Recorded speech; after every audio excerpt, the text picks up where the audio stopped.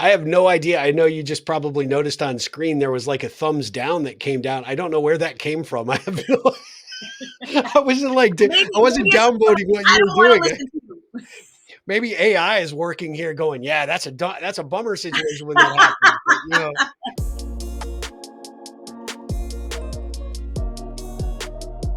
But guys, I am super excited for you to meet our next guest on the Ripple Effect podcast.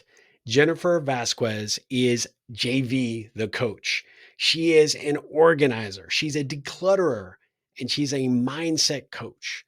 She has actually turned her passion for helping people get their lives in order and remove the clutter in the physical world to help them work on what they need to work on in the mental world.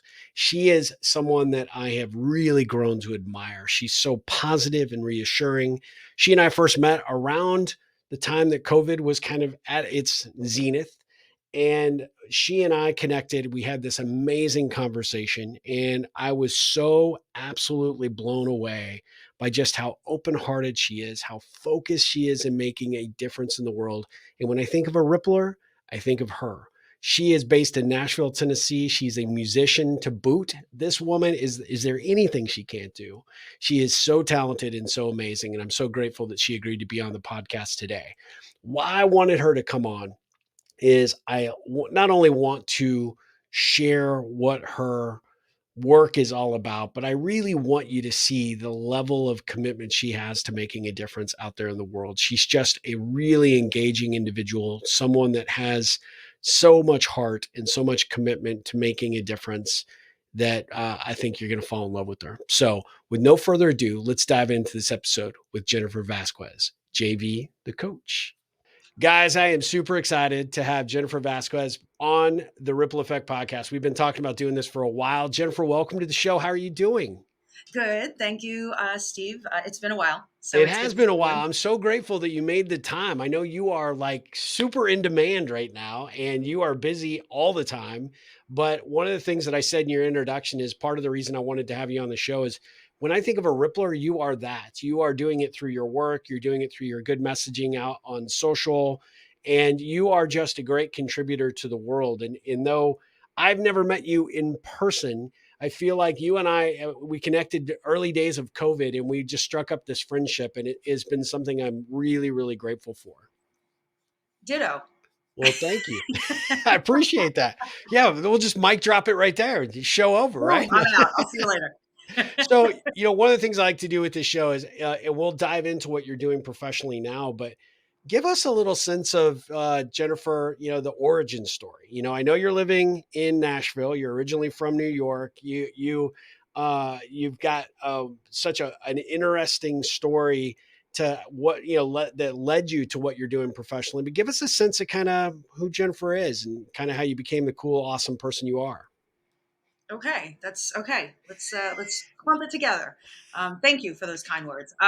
So it's a really long story, so let's squash it. So, I mean, and it's like I've been a musician and a creative my whole life, so it's kind of a weird, or maybe not a weird transition, how this happens. But most of my life was spent. Um, Playing and writing music that honestly, as I look forward here, it's like everything I was writing as a musician, as a songwriter, really implemented about self love, self care, rediscovering yourself. It's kind of like, going inside my brain and kind of like taking apart everything that I'm not quite clear on and I have to get clear on it. So with a song, it somehow made me get clear. So Yeah. in a weird way, my whole life was me writing songs to figure out how to not screw up my life, or after I screwed it up, how to not do it again and what I did wrong. So that was, while entertaining people, Yeah. and teaching, moving, inspiring. I loved, it's a part of me. It's not who I am, but what I do. And that through line for me of, touch, move, inspire, touch, move, inspire, touch, move, Ooh. inspire. So I think it's not really what I do as much as why I'm doing it, right? So it doesn't matter what I do as long as I'm touch, moving, and inspiring.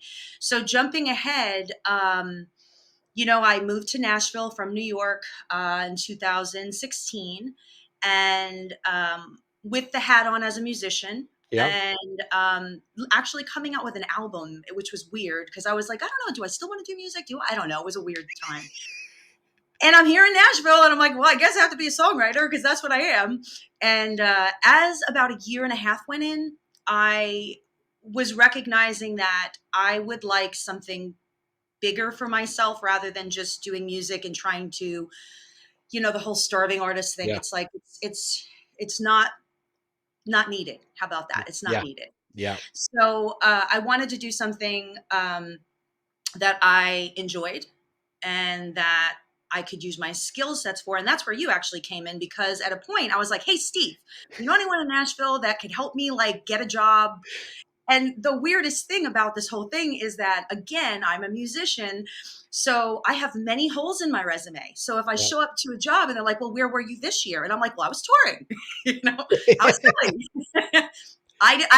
That's why I wasn't working. I was working. Yeah. So it was very hard as I talked to the people that you had recommended me, a couple of professors at Belmont and some entrepreneurs. And what I found is that by talking to them, they said to me, Jennifer, hate to tell you this, but you are not a 9 to 5er. You are an entrepreneur. So go figure it out. Yeah. And I was like, thank you very much. And I figured it out as I went, which I think is a really big entrepreneurial thing that I'm learning has to happen. I basically just started brainstorming, and long story short, I thought, oh, um, I really like helping people get out of their own way. Yeah. I really Yeah. like to declutter people's minds, so to speak. And in the interim, I actually like really, really serene and calm spaces because I love my home. Yeah. And so I threw together a business card, literally threw a business card and start going in Nashville and coffee shops.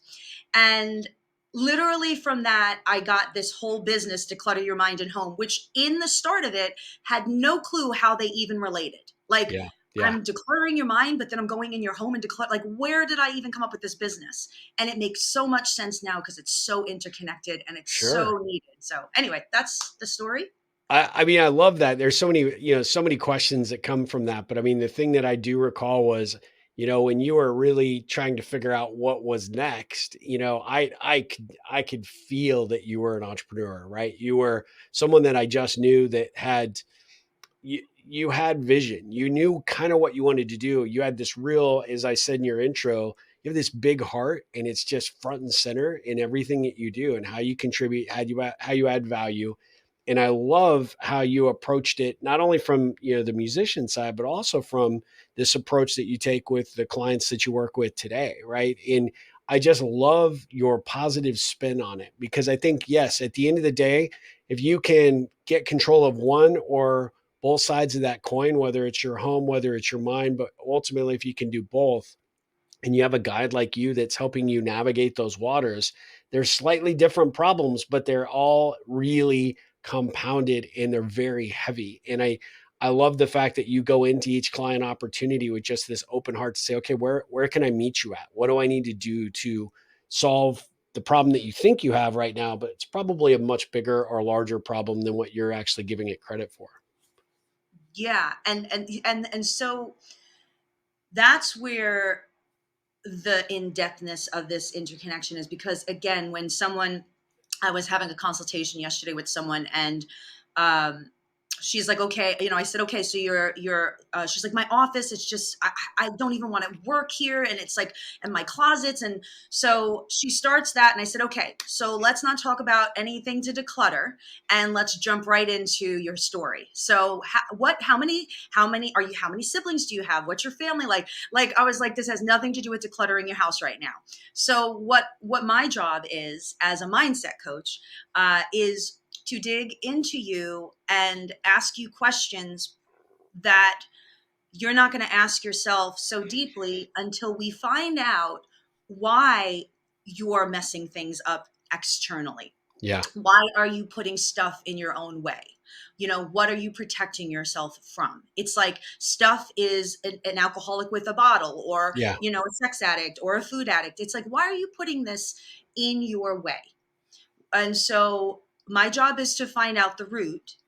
And I used to, when I first started, you learn a lot as a bright entrepreneur. And I would be like, I'm going to gut you. And someone's like, you really shouldn't probably say gut you, Jen, because it's kind of not gentle. And I know you're from the Bronx, but like gutting is really harsh. And I'm like, I was going to okay, say you're coaching in Nashville as opposed to the Bronx. So I mean, yeah, it's so I learned a new language as an entrepreneur, where it's getting you out of your own way and getting to the root, right? Getting to the yeah, root of the problem. And so yeah, so when with the decluttering the home, the first aspect is decluttering the mind, so that you are willing to have me come into your space and trust me that I am going to guide you and take you through everything. And we're going to have some tears and we're going to have some anger as we do this, because we just discussed what's been happening and sure, why this was stopping you and how you're putting stuff, in replace of your dad, who is just yelling at you all the time or said you're a yeah, loser or you're stupid. It's that simple and that difficult to yeah. get to that point so that we can go into the next stage. I love how you frame that. It's that simple, but that difficult because you're absolutely right. Because it's a challenge when you start kind of peeling back those layers. You don't really know what you're going to get, what kind of response and reaction. And it's great that these folks, find you and reach out to you. But they probably come in with a very narrow perspective of what they think they're going to get from you. But when you open that up and you say, okay, here's what we're really going to do, we're actually going to we're not really just, cleaning and organizing your house. We're actually helping you get to a point to understand why it got that way, sort of what the challenges are. And at the end of the day, we're really working on you as we do this other work, right? Yeah, and that's what the more I do this business, the more I really, really, really like am grateful for the mindset coaching, because especially since the COVID and the Yeah. pandemic, I feel like this lifted people up from being okay to say, hi, I don't want anyone coming in my house. Hi, I have issues in my house. Before COVID, I feel like it was kind of like under the table and people wouldn't come Yeah. out as much. I feel like there's this yes, there's shame, because everyone I talk to, that I'm like, get over the shame. There's nothing to be ashamed about. This is life. But I love I mean, that. it is. It's like it's life. There's nothing wrong with. There's nothing wrong here. We just got to go in and just clean some stuff up in here and there. So it's never a problem for me. It's like there's nothing to be embarrassed about. But now, since COVID, people are able to be like, yeah, you know what? I am a hoarder, and I'm like, great. That's awesome. I love it. I love hoarders. It's like I love getting in and just like going and just chewing it all up. And because at the end of the day, it really is about a baby step process. So that's, again, and I think that's entrepreneurial in itself. Like, how do we build baby steps? How do we go? I don't know. I just move forward. And Yeah. it's kind of the same mindset. It's like, what do I go when I walk into someone's house? I never have a plan. I know how I work. I don't have a plan, which is why I love the business, because Yeah. I have enough of me to know how to do what I need to do. And everyone is different, but the root is different, but everything else around it is the same. So it's like I work in increments and little baby steps, right? And it's like, let's Yeah. just be super focused here. Don't look over there. Do not look over there. We're here. I love it. Well, and what's really unique, and for my audience, I want to make sure that we reemphasize this because really, at the end of the day, you have some coaches that have a prescriptive methodology, and we're sticking to that process whether it fits you or not, and that's often why people get burned out on coaches because you feel like you're either missing the target or you're they're wanting you to go at a level 10 and you're still at a level 1, right? And I love the fact that you talked about shame because I would think in a lot of these environments that you experience, that's one of the prevalent things that you encounter. And I know, and you've seen it as well, I'm sure, with coaches, they look at that like, oh, I love the shame train because at the end of the day, I can carry that out for a long period of time on a coaching relationship. And we'll work on where that shame came from. And I love how you just like, hey, there's no shame here. You may feel it in a temporary moment, but it's a temporary state. Let's move past that and let's figure out how to get into the meat of the work. And I love that because it's very action oriented and it's very focused on really helping that client move beyond this thing that carries so much weight, around that. And when people can actually just say, oh, wow, somebody's giving me an opportunity to move beyond it, that in itself is a massive leap forward in the client's mind. Yeah, and you know what, and so when I say to someone, listen, I'm not a therapist, so make sure you know that. I'm not a therapist. I'm not here, and I joke, to keep you here for 5 years. I'm here to get you in and get you out. Which maybe is not a good business model for like, Yeah. but I'm like, it's okay. Yeah. Um, But no because offense. I mean, I think once you're in and out, they want you back in, not necessarily from the decluttering and organizing perspective, but to have you in their corner because you're such a badass coach. So I think it's an excellent business model.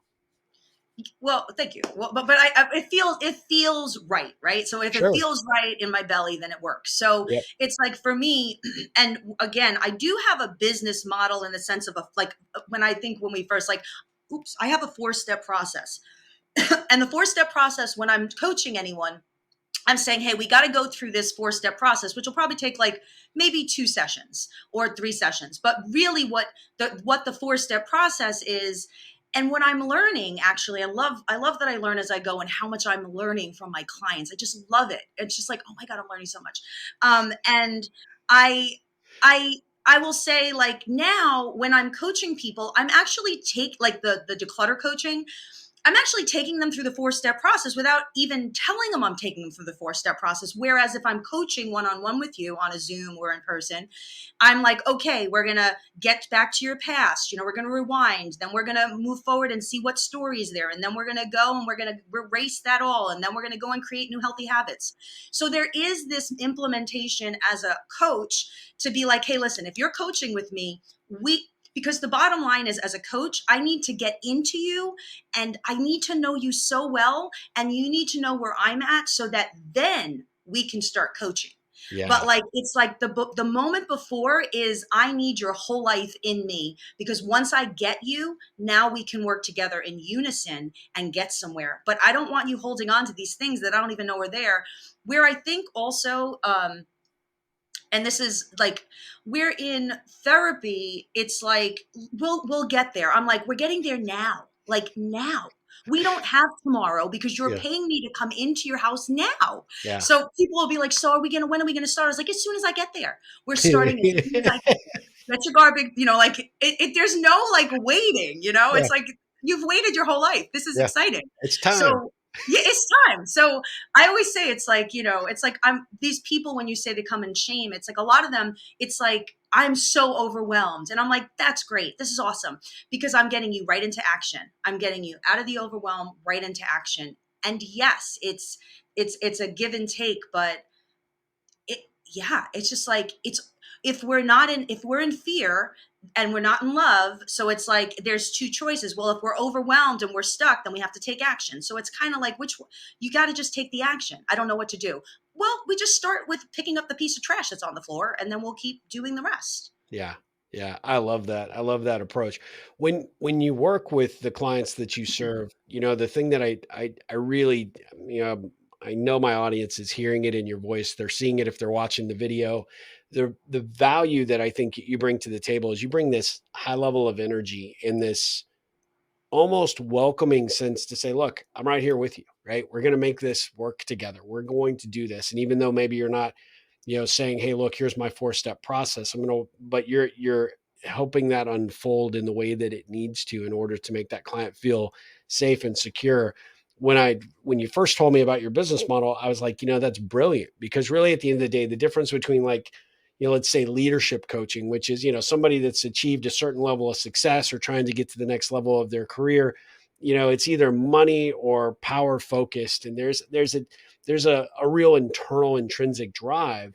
But when you talked about the decluttering process and starting there, it's a different market completely. But at the end of the day, it's almost compelling and inviting, because at the end of the day, those clients, they are probably the most lonely, isolated people ever, whether it be because they don't want to share what, their home life is like, and they're so fearful of being found out, or they've, basically literally walled themselves off from the world with this stuff or with the way they live.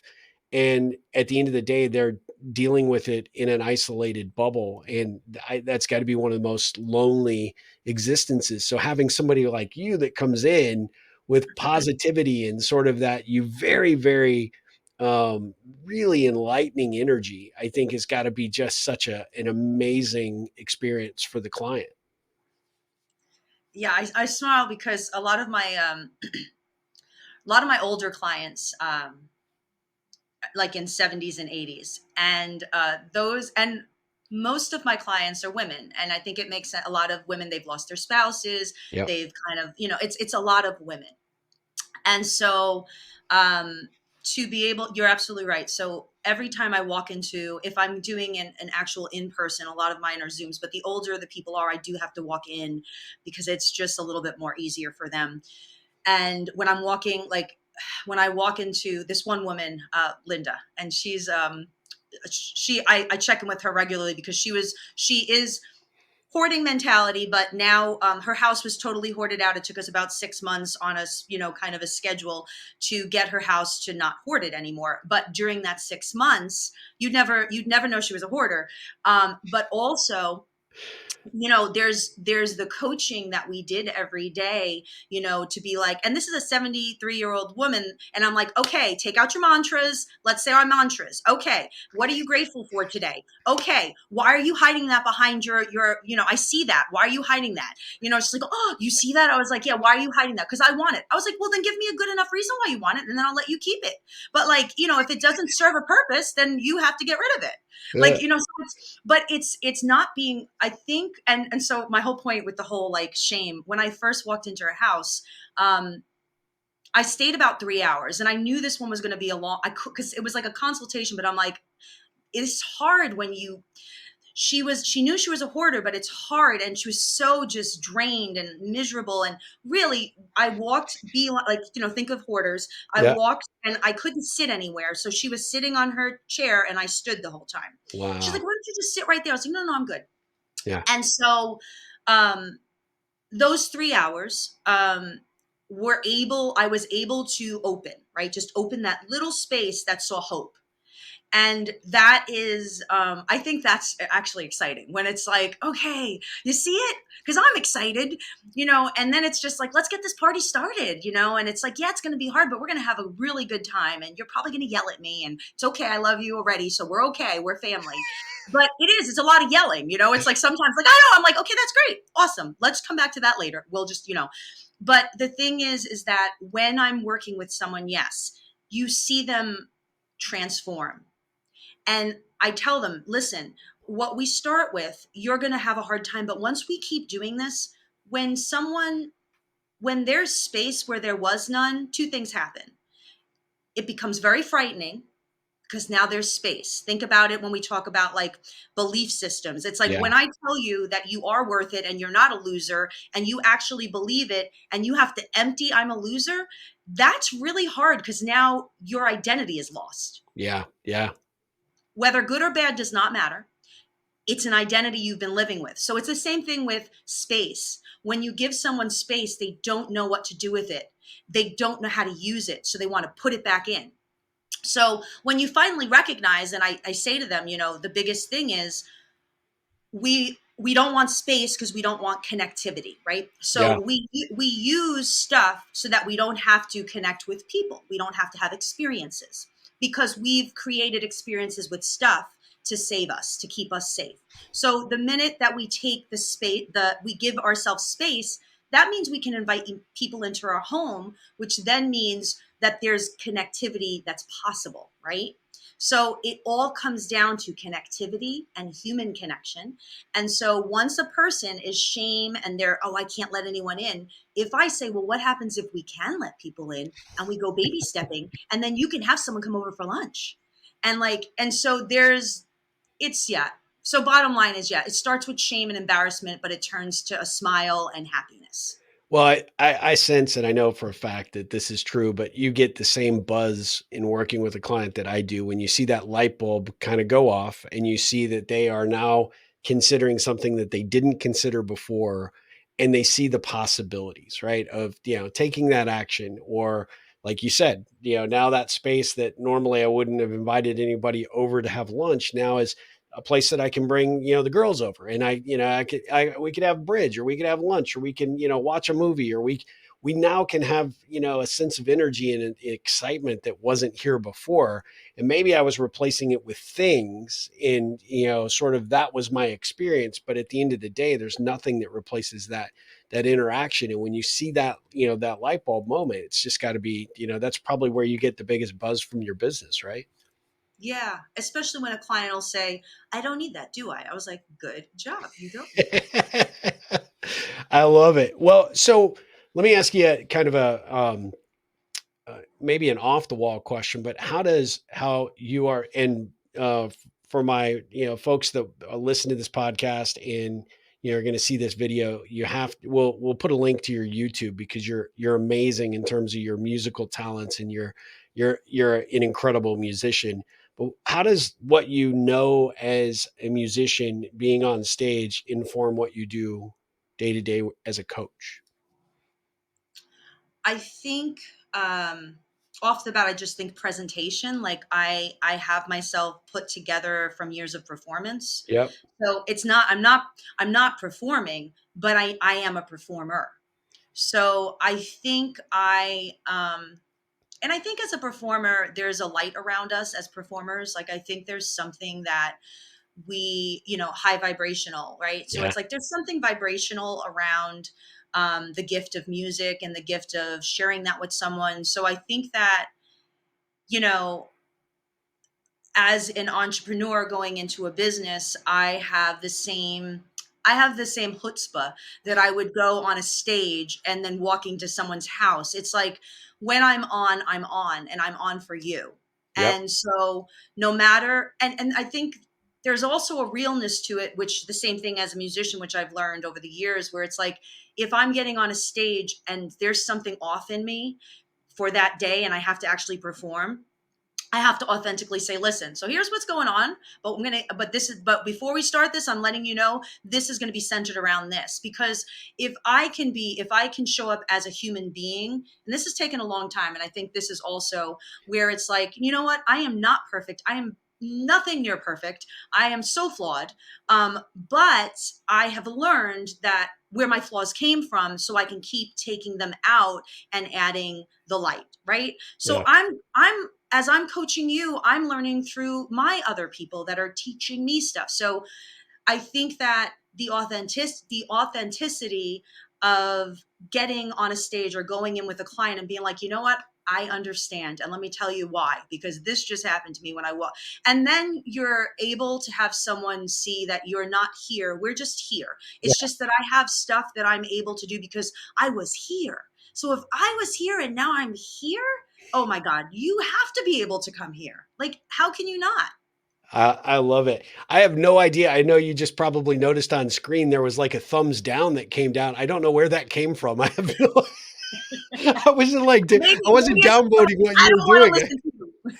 Maybe AI is working here, going, yeah, that's a bummer situation when that happens. But you figure out how to navigate. I didn't want you to think I was like, no, no, man, tell my audience, don't listen to this. That Yeah. was not Well, it that's at just all. that's like, and I say, you know what it's like? It's like, if someone doesn't like what you're doing, that's okay. No, not everyone's going to like it. You That's just right. keep moving forward. Just stay with your vision. It's all I good. I love it. I love it. Well, no, what you're saying is it makes perfect sense. And one of the things that I think that and I know you've probably thought of this perspective, but share it regardless, is you find as a good musician, you find a cadence, you find a rhythm, right? And that connects with not only the music you're performing, but also that audience that you're performing for. And I Mhm. think as a good coach, it's also figuring out what that rhythm is, how to speed up, slow down, meet that client where they're at. And that is what makes, I think, a really good connector. It also makes a really good coach. It makes someone that really looks and sees another human being and be like, okay, what do you need? How can I help? What can I Mhm. guide you through today? And I think that's something you're exceptionally good at. I remember our first conversation. I don't think we were even on a Zoom. I think it was just over the phone, but it went from like kind of low, hey, I don't know about what I'm doing and where I'm going, and to you kind of picked up, and we just started talking about what's the possibility, where do you want to go, what do you want to do, and just vibrationally you just like went off the charts by the time the end, because you were so enthusiastic about looking at what all sides of possibility might look like. And it became like, rather than an exploratory conversation, it just became this great interaction between the two of us. And so I can see that energy just bubble up in you, but you're really good at connecting with people at the level that they're at, but also saying, hey, over here it's not so scary, come on, let's drive, let's pick up the pace, let's pick up the beat, let's make this thing really go a little faster, because you can and you will, and it's a lot more enjoyable. And so I think that, believe it or not, I think as a musician, I think that really informs how great a coach you are. Hmm, that's interesting. Yeah. Yeah, and I, as you're saying that, I was thinking, there's a woman that I started decluttering a couple weeks ago, and such a lovely woman. I mean, all my clients I love, I really do. And such a big heart, and definitely pretzel twisting. And she's in her like late 60s, still working full time. But I'm like, no more pretzel twisting. Yeah. So long story short, the second session, so I work hand in hand with one person. Like, this is why it works. Like, when there's companies like, well, we can, I'm like, no, you can't come in and just take someone's stuff.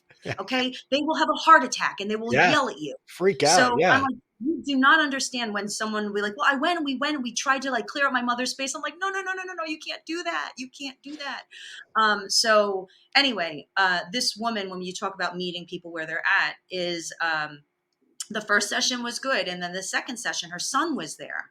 And I got thrown. I was like, ooh, okay, hold on. Different picture. New Um, dynamic, different audience. Yeah. Totally different audience. How do I work this? Because I can't be with you when your son's all over the place trying to do the job that you're not going to be able to do because you're not understanding what's happening here. But you care enough to show up. But it's like that. So, anyway, long story short, that was a really tough 20 minutes because she was all over the place, and she could, I mean, Steve, she was just like, yeah, and I got, but, and she was just all over Oh, the yeah. place. And my rhythm, it's almost like when I get on a stage, and no matter how much you perform, you always have nervous bubbles in you. Like, you're, no matter how many years, it's like, as soon as I get on that stage until I'm like, starting to sing maybe into like a half of the song, then I'm like getting the rhythm. Yeah. But like, there's that discomfort. Yeah. Well, this was a long discomfort because I was trying internally to be like, how do I ground her when we're here for 4 hours and her son's also here for 4 hours? Yeah. So I literally, she was sitting down, and at like a couple of minutes in, it actually was like 15 minutes in, because it really took me like, what is going on? So I finally put my hands on her legs and I said, look at me. I must have said, look at me 20 times. Look at me. Look at me. Look at me. Look at me. Look at me. I'm here. Look at me. Yeah. And so finally, I said, you need to look at me. And then finally, I got her. And I was like, your son is here. He is doing his thing. You and I are a team, and we're working for the next 4 hours as a team. We are working together, and that's it. Okay. And so I got her back, That's and awesome. we worked. But those moments where you're getting thrown and you're like, I have to step out of my own way, because it could be uncomfortable for me to be that adamant at someone, right? Because I have to be that clear with you if I care about you enough to not care about what you think about me, Yeah. because I'm just here to get you out of the overwhelm. I love that. That's a great story for sure. Oh, I mean, I think everybody can see why you are so good at what you do. And I cannot tell you just how proud I am to see where your business has gone and where you've taken it, what you're doing, and, the positivity that you put out on, LinkedIn and on Instagram and TikTok. I mean, you do it all, and you really get people thinking. And I love the before and after pics that you do with the clients. And we'll put your social channels up here in the show notes as well. And I'll make sure that you include those before we wrap up. But at the end of the day, you, I can tell when you post these that you're just so proud of the work that you've done. Not because look at what Jennifer did, but look at what my client did. Look at what we accomplished together. And that's the mark of a really good coach. So I'm super super proud of you. What's the what's the best thing about, in your mind, being the entrepreneur that you are now? Uh I mean, it's just, I'm my own boss. I mean, it's like, it's I mean, it's so funny because you think like, I thought, like, back in 2017 when I had this idea, and then like I started putting out there, and it's like, I was waiting tables and bartending, and and doing music, and yeah, I've done like a ton of different jobs. I was always this entrepreneurial mind, but I never succeeded at being able to make the money to actually be a full-time entrepreneur. Yep. Like that thought, I didn't know how that could happen.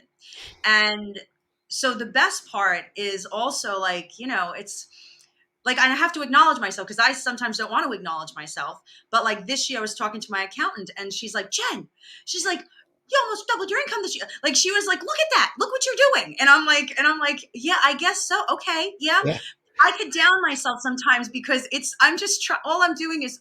So the good thing about an entrepreneur is you get to like be your own boss. You get to make your own hours. You're confident in what you're doing after a while because you know that like it's just rote. It's like, Yeah. and then you learn more. The obstacle with an entrepreneur is setting boundaries, knowing that I need to stop working. I can't, text a client at 9 o'clock at night and like I need to make Yep. sure that there are boundaries, and then I have to learn to take that time where it's like, no, I can't do that. Or, and also, and I know this, it's like, yeah, social media and all this stuff, but it's also, and I know I'll get there, like I'm getting there, but it's like also being able to hire out the people I would like to hire out. And I've started doing that with certain little things in pockets where it's like, this is like, I can't always be on social media and doing this. And again, Yeah. like my mom's like, did you go on social media? I was like, Ma, I don't go on social media to actually go on social media. I just go on social media to get my stuff Get my on and stuff done and be out. Yep. Yeah. because it's dangerous out there. So I'm like, that just wastes time. Yes. So I'm there for people to to see the stuff, but I have to get on and off because I got to do stuff. But it's yin and yang. Uh, So I love it, and I also am trying to navigate how to have an abundant life around it all. Yeah, I love that. Well, you and I are similar in that respect, in that I've actually started delegating the things I don't like to do, and I've found some great resources, which, by the way, I can share offline with you. But Yeah, it has completely invigorated what I'm doing and where I'm going, because now I'm not consumed by the things that I don't want to do, and I can delegate the things that I probably shouldn't be doing in the first place, right?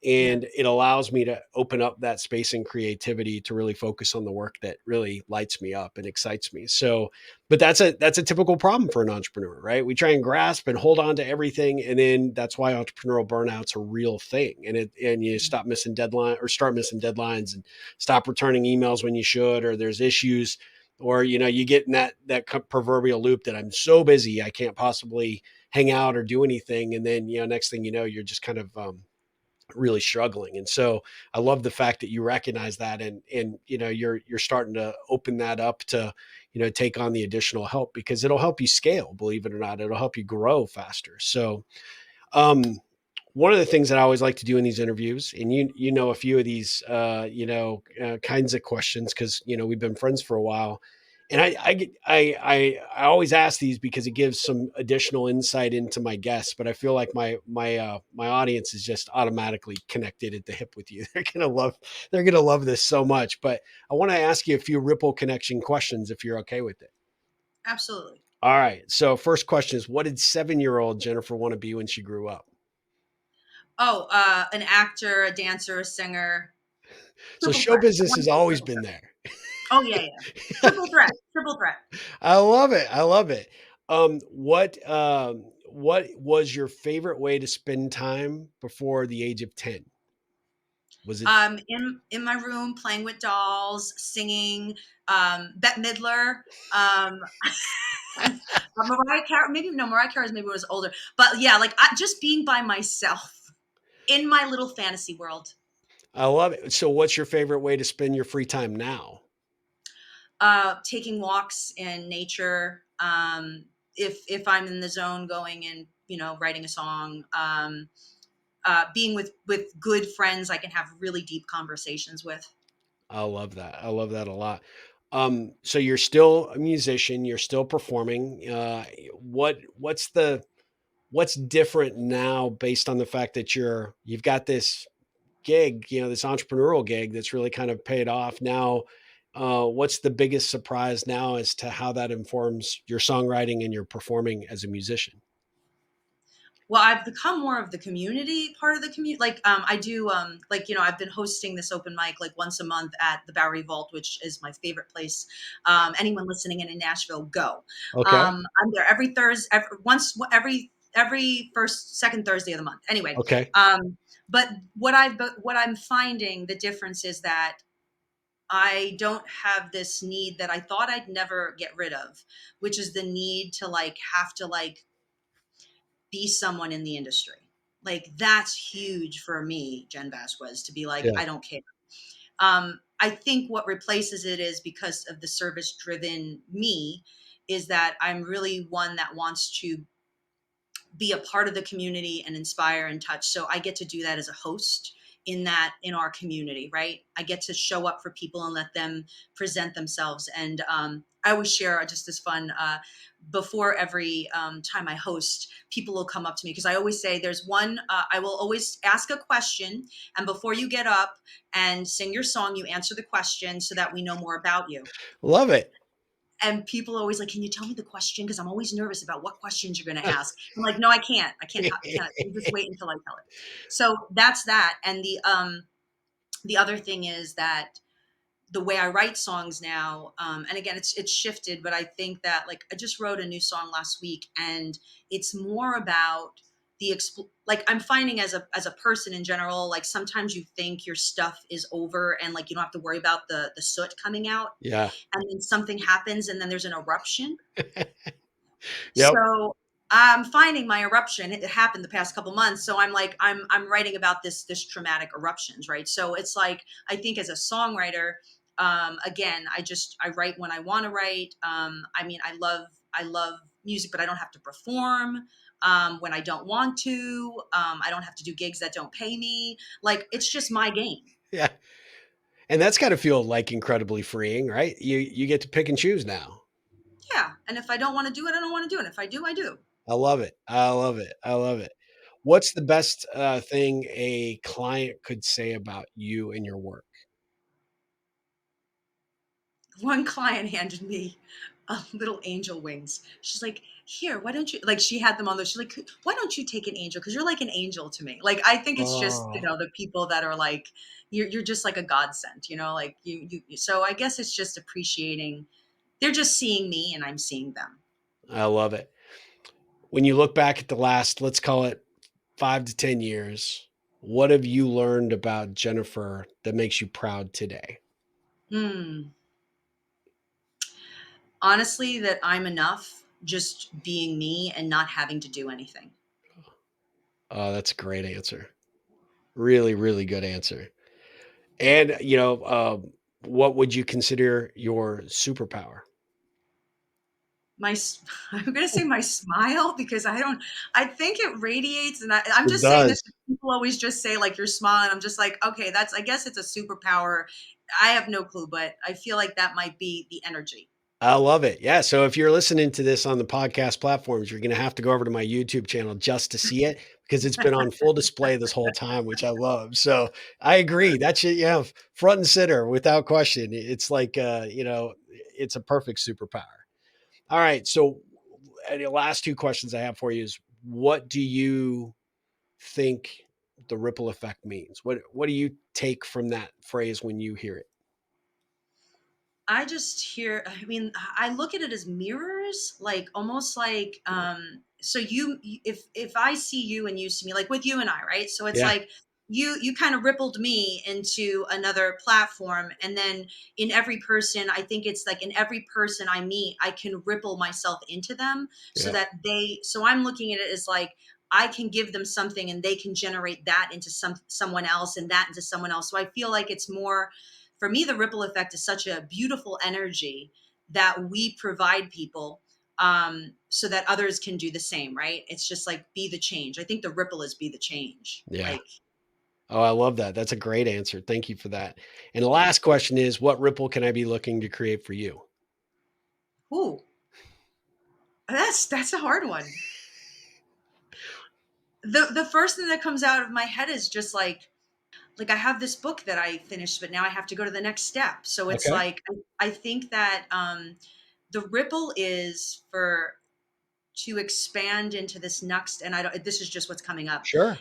to expand into the next part of this thing that I'm creating, which is more like um, leadership. Like I want to be a guide and a leader. I want to be a public speaker. I want to Okay. be, workshops. So I don't know. I think that's that.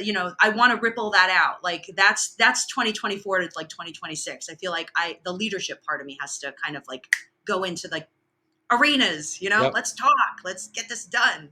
All right, well, sign me up. I'm willing to help you any way I can because I think, yeah, the world needs to know you. I mean, more of the world needs to know you because I can see that for you. I can absolutely see it, and happy to help that. I can happy to help navigate the book thing. Yeah, I would love that. So, yeah, done, easy. That was simple. So Well, before we how let can you go, one second. what's that? Yeah. What's the ripple on you? Like, how can I ripple you? Oh, I that's love a that. gr How can I that's a ripple great you? question. Well, so one of the things that we've done, I think I shared this with you on LinkedIn, is that we created this community called The Pond. And one of the things that we're trying to do is bring people that really want to make a difference out there in the world through their connections. I want to bring more visibility to that. And a couple of things that I thought of for you that might be advantageous is, especially with the clients you work with, a lot of them might be looking for community. So we have a space in there for people that are retired and an opportunity for them to engage with other Ripple retirees. And then we have another space that I would love to have you come to some sort of talk for, which is called WOW, which is our Women Optimizing Women. And it's our kind of women only Ripple, but it's an opportunity for women to be inspired by other women that are out there making a difference. Right. And so would love to get you engaged there. But most importantly, if you know people that you're working with or that you know just in through your own network, the pond's completely free. It's a great place for people to engage and connect. It's not a marketing or sales list, but it's an opportunity for people to kind of come and commiserate with fellow Ripplers and create this sense of community and practice our connecting, right? And so that would be great. I mean, if you know people that might be benefit from that kind of environment, send them our way. And if you'd be open to doing a presentation, I'd love to talk to you about that because I think our folks would love it. I mean, we'll highlight this podcast in there anyway, but that you're just your energy and your enthusiasm and what you want to do, maybe coming out and talking about the book that's coming out or talking about, what you want to do with this grander vision of where you want to take your message, I think would be, very inspiring, especially to our women ripplers. So there you go. There, we can talk about that Perfect. So offline. we'll talk afterwards, and Yeah, yeah, absolutely. we'll ripple each other. We'll keep rippling without question. We'll Well, ripple away. before I let you go, tell everybody how to follow you on social media or Okay, wherever easy. you want them to best, connect with you. So it's either so I'm everywhere. Okay, so so you see it on the screen, JV the coach. Yep. So it's my handle is at JV the coach. Perfect. My website is jvthecoach.com. I'm on TikTok, I'm on Instagram, Facebook, LinkedIn, YouTube, but like I have to get my YouTube, like I kind of stopped YouTube with the whole JV the coach. I have more music. Yeah. So Yeah. then the other Yeah. side of me is Jennifer Vazquez. So Jennifer Vazquez Music. That's my handle, Yep. Jennifer Vazquez Music. And then on that, again, it's the same thing, TikTok, LinkedIn, like all that stuff, and jennifervazquez.com. So those are my two handles. That's where you can find me. Come hang out and listen to me chat and see some before and afters and sing you a song and do it all together. I It'll love be it. I love it. And you do a great job on all levels. So I encourage our audience to be sure to follow that. We'll have links in the show notes. And Jennifer, thank you so much for the time today. I really, really appreciate it. I know this has been a long time coming, and I'm super excited to have you on the show. And we'll definitely have to do a follow-up episode, no doubt. Yes, thank you, and it's good to see you. So great to see you guys. We'll be back with another episode of the Ripple Effect podcast very soon. But until then, Jennifer, ripple on.